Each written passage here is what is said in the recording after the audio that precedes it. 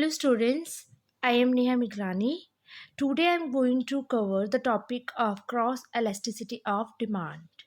In my previous videos, I have already covered what is the elasticity of demand and what are the types of elasticity of demand and what is the price elasticity and degrees of price elasticity of demand and income elasticity of demand and degrees of income elasticity of demand.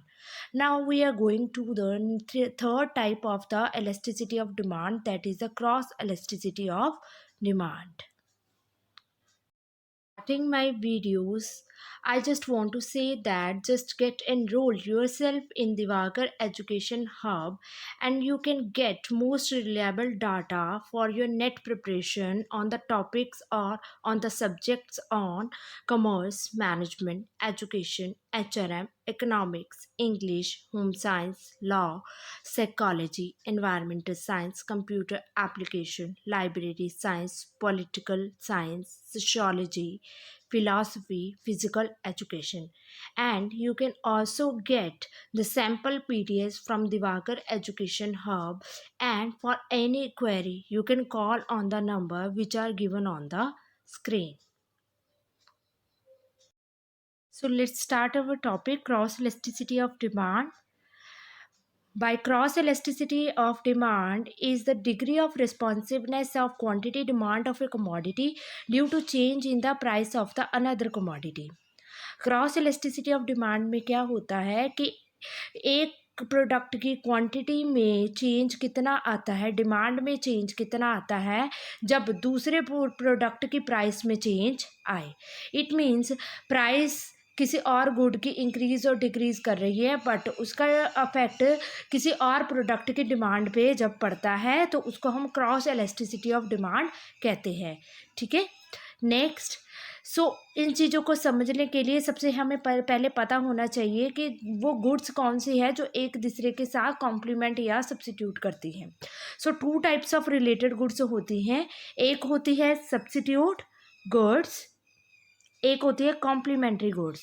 Substitute goods मतलब जो एक दूसरे का substitute हो, मतलब जिनको एक के बजाय एक को छोड़ के दूसरे को यूज़ किया जा सकता है, जैसे tea and coffee. Complementary goods क्या होती है, जब वो गुड्स जो एक दूसरे को कॉम्प्लीमेंट करती हैं, मतलब एक गुड दूसरे के बिना नहीं रह सकती है, जैसे पेट्रोल एंड कार या फिर पेन एंड इंक. इंक के बिना पेन नहीं चल सकता है. That are the complementary goods.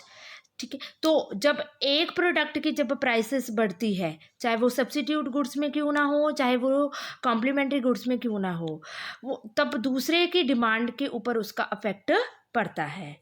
Clear? Complementary goods means if an increased use of good X induce an increased use of good Y. जब एक का यूज़ बढ़ता है कॉम्प्लीमेंट्री गुड के केसेस में तो दूसरे गुड्स का यूज़ भी बढ़ेगा. पेन का यूज़ बढ़ रहा है तो इंक का यूज़ भी बढ़ेगा. कार का यूज़ बढ़ रहा है तो पेट्रोल का यूज़ भी बढ़ेगा.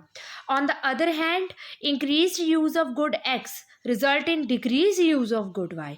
But in the case of substitute goods में क्या होता है, जब गुड एक्स का यूज़ इंक्रीज हो जाता है तो गुड वाई का यूज़ कम हो जाता है. जैसे टी की यूजेस बढ़ जाए तो डिमांड बढ़ जाए तो कॉफ़ी की डिमांड जो है वो कम हो जाती है. कॉम्प्लीमेंट्री में एक का डिमांड बढ़ेगी तो दूसरे की भी ऑटोमेटिकली डिमांड बढ़ेगी.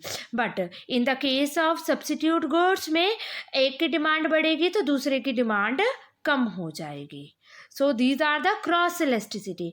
मतलब एक प्रोडक्ट की प्राइस का दूसरे प्रोडक्ट की डिमांड के ऊपर कितना असर पड़ता है उसको हम बोलते हैं cross elasticity of demand. We can express with the help of this formula percentage change in quantity demand for good X divided by percentage change in price of good Y. Symbolically, it can be represented in the EC and change in quantity of X divided by change in quantity of price, change in the price of Y multiplied by price of Y about divided by quantity of X. इसको हम एक live video के through भी explain करेंगे. Cross elasticity of demand cross elasticity of demand में क्या होता है, हम इसको EC से डिनोट करते हैं। EC मतलब cross elasticity of demand. Price elasticity of demand को हम EP के साथ डिनोट करते थे और इनकम इलास्टिसिटी को EY के साथ डिनोट करते थे। ठीक है, तो इसको हम EC के साथ डिनोट करेंगे। इसका फॉर्मूला होता है percentage change in quantity demand of good X divided by percentage change in price of good Y। मतलब डिमांड किसकी, गुड X की, और प्राइस किसकी, गुड Y की। जैसे डिमांड किसकी देखेंगे, इंक की, और प्राइस किसकी हम देखेंगे, पेन की। तो मतलब इसकी प्राइस का गुड X की डिमांड के ऊपर कितना असर पड़ता है। सो इस फॉर्मूले को हम एलेबरेट करेंगे। Q1X minus QX divided by QX। Q1X मतलब क्वांटिटी जो चेंज क्वांटिटी है minus previous quantity good X की divided by previous quantity of good X। P1Y minus PY divided by PY। Price of good Y, change in the price of good Y minus previous price of good Y divided by PY। इसको हम delta QX के साथ denote करेंगे divided by QX, और इसको हम लेंगे delta PY के साथ डिवाइडेड बाय PY। इसको एलेबरेट करेंगे हम। Delta QX divided by QX PY delta PY। Now delta QX upon delta PY multiply by PY upon QX. This is our formula for determining the cross elasticity of demand. We can explain this cross elasticity of demand with the help of an example. Tea and coffee are substitute to each other. जो T and coffee है वो एक दूसरे के substitute है। मतलब हमने कौन सी एग्जांपल ली है, सब्सिट्यूट गुड्स की। सब्सिट्यूट गुड्स में हमने क्या चीज़ सुनी हुई है, जब टी की प्राइसेस बढ़ती है तो कॉफ़ी की डिमांड बढ़ जाएगी, अगर टी की प्राइसेस कम होती हैं तो कॉफ़ी की डिमांड भी कम हो जाएगी।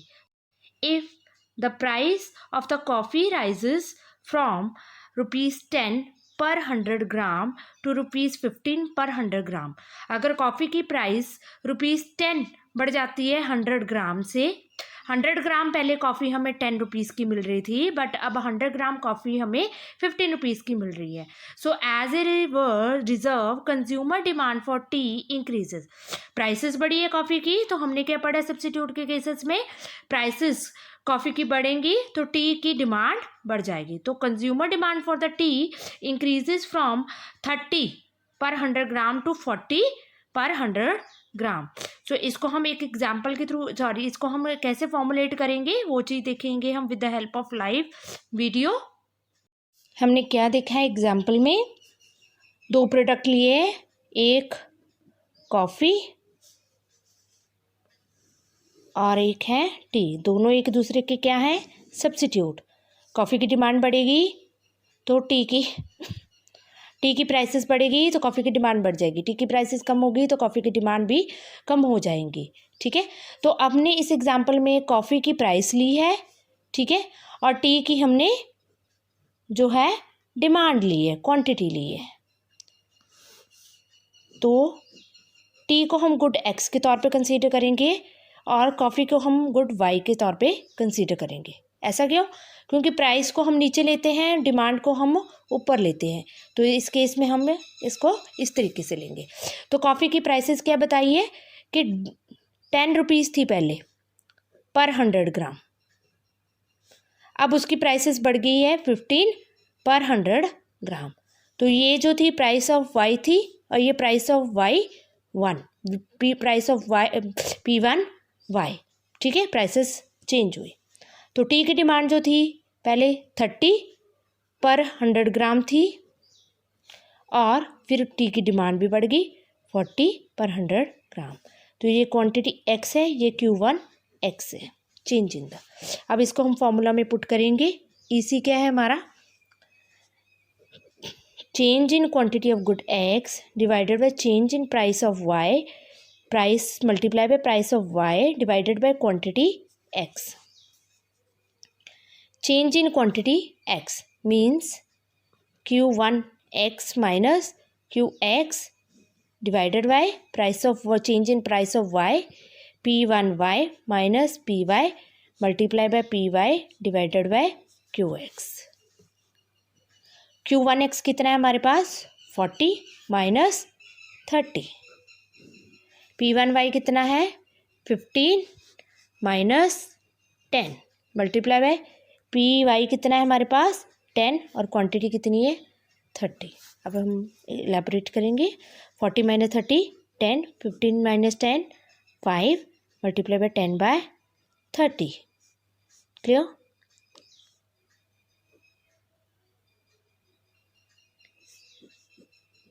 ये हमारी बनी 2/3, that is 0 something less than 1। इसका सोल्यूशन मैंने इस तरीके से भी दिया हुआ है, 2/3 आया इसका आंसर। 2/3 मतलब लेस देन 1। इट मीन्स क्या है, क्रॉस इलास्टिसिटी कितनी हमारी 2/3, which show that the quantity demand for tea increases by 2% but price of coffee rises by 3%। Prices में ज़्यादा उछाल आएगा कॉफ़ी की, बट जो टी की जो क्वांटिटी इंक्रीज हुई है वो बाय ओनली 2% इंक्रीज हुई है। Clear? Now come to the types of cross elasticity of demand. So cross elasticity की भी 2 टाइप्स होती हैं। 2 टाइप्स होती है इसकी, positive cross elasticity of demand which show that EC greater than 0, negative cross elasticity of demand less than 0। Positive का diagram कैसे होता है वो मैंने प्रीवियस वीडियोस में इनकम इलास्टिसिटी में भी, प्राइस इलास्टिसिटी में भी बहुत अच्छे से एक्सप्लेन किया हुआ है, और negative cross elasticity of demand का भी कर्व किस तरीके से होता है। ठीक है, सो हम दोनों डिस्कस करेंगे। पहले है positive cross elasticity of demand.